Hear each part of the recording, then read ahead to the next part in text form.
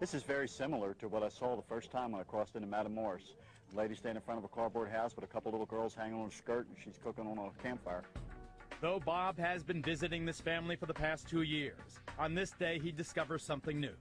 2 years she's had this open sore in her leg. She didn't even mention this to us because she didn't want to trouble us about it. The doctor's given her injections. She says the injections and the medicine that she's been taking for 2 years have done nothing. Okay, well, here's 800 pesos that they could use for the doctor. And I will be back in a couple of weeks and I will need a receipt for this, but she does need to go to a doctor. And if this is not enough money, when I return, we'll get some more. One of the most shocking scenes Bob first encountered 4 years ago was at a children's home, where he discovered the enormous difficulty involved in the task of caring for 24 poor children. When I first came here, they had 24 children, and they said they needed everything. The children were sleeping 3 to a bed. The plumbing was not working. Toilets weren't working. Showers were barely working. Some of them, their parents are in jail.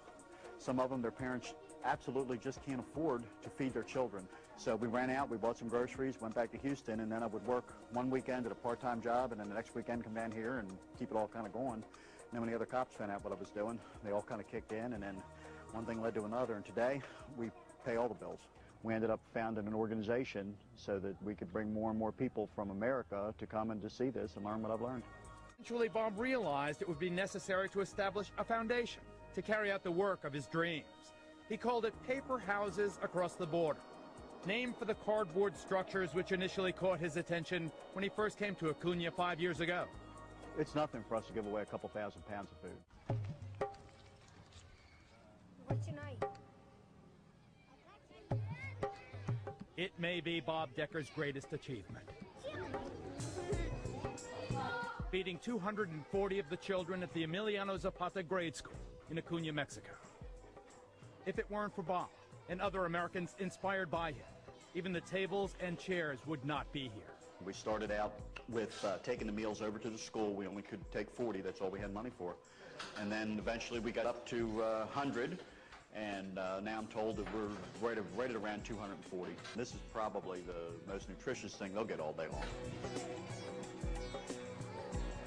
Once the children are fed, Bob, along with fellow board members Christine Wigman and Bob's daughter Jennifer Hicks, stock up on supplies for other residents of the shantytown in Acuna.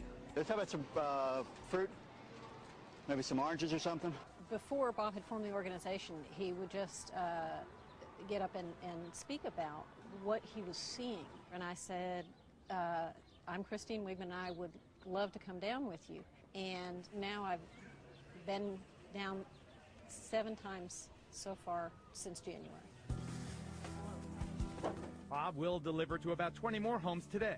You lead it, we'll follow it, kid. Just like Each family will get flour, beans, pasta, cooking oil, and fresh fruit. Enough basics for at least a week. In the sweltering 100-degree heat, Bob, Jennifer, and Christine make the rounds with their gifts.